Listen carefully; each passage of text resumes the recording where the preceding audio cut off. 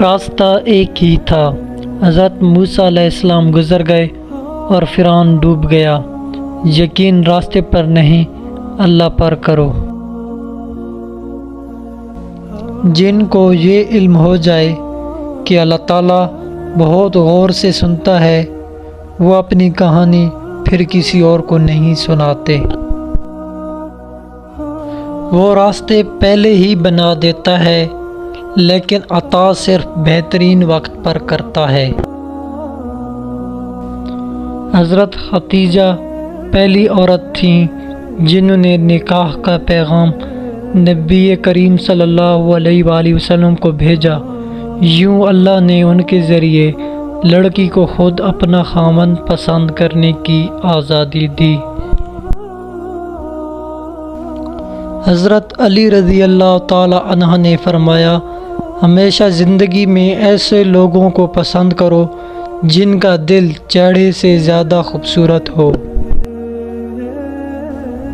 بس انتظار کیجئے، تمہارا رب تمہارے دل سے نکلی ہوئی ہر پکار سنتا ہے۔ دکھ میں کبھی پچھتاوے کے آنسو مت بہو، کیونکہ تم وہ خوش نصیب ہو جسے اللہ نے آزمائش کے قابل سمجھا۔ حضرت علی علیہ السلام۔ کتنی امید ہے اس آیت میں۔ ہم دیکھ رہے ہیں تمہارا بار بار آسمان کی طرف منہ کرنا۔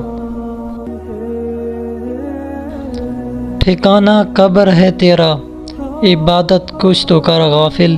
کہاوت ہے کہ خالی ہاتھ گھر جایا نہیں کرتے۔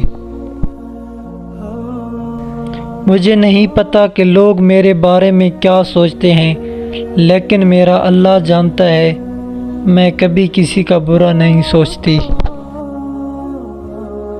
مشکل وقت میں ہمیشہ دعا مانگو۔ جہاں انسان کا حوصلہ ختم ہوتا ہے، وہاں سے اللہ پاک کی رحمت شروع ہوتی ہے۔ ہم پوری زندگی اس انتظار میں گزار دیتے ہیں کہ ایک دن ہم اپنی من پسند جئیں گے، لیکن یہ بھول جاتے ہیں کہ زندگی وہی ہے، آج ہے، کل تو بس ایک خواب ہے جس کی کوئی تعبیر نہیں۔